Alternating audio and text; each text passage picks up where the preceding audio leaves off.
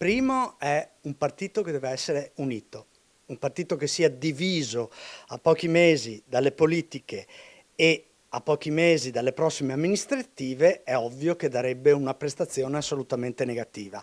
Ora, perché un partito sia unito ha bisogno di discutere e ha bisogno di celebrare un congresso che sia pieno di gente, che sia pieno di interlocutori politici e che veda nel dibattito il luogo principale che porta alla condivisione, perciò all'unità. Ora, spiegatemi il 31 di luglio, su più di 2000 iscritti al partito, quanti potranno essere i partecipanti? Su 2000 iscritti si rischierà un voto di appena 300. Il timore di Rocco Bordin, candidato alla presidenza provinciale di Fratelli d'Italia a Padova per il congresso, convocato il 31 luglio per eleggere il segretario provinciale. Bordin ha inviato nelle scorse ore una formale comunicazione al responsabile nazionale dell'organizzazione, al coordinatore regionale del Veneto e al commissario provinciale, evidenziando una serie di criticità organizzative e procedurali che rischiano di compromettere la partecipazione al voto. A 3 giorni dal congresso, né dove si celebrerà il congresso, né quanti seggi dislocati ci saranno.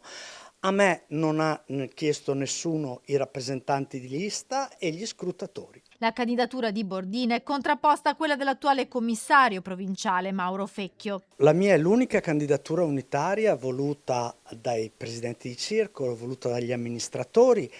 Noi francamente non ci aspettavamo che il commissario uscente, che si era dimostrato essere super partes e che voleva mantenere una posizione di unità del partito, poi si presentasse a concorrere, per cui francamente l'unica candidatura unitaria che c'è fino ad ora è la mia. Bordin, sostenuto dal consigliere comunale Matteo Cavattone e da Luigi Sabatino, consigliere provinciale, ha proposto anche l'istituzione di 5 punti voto nella provincia. È impossibile che questo partito continui ad affidarsi alle vecchie glorie.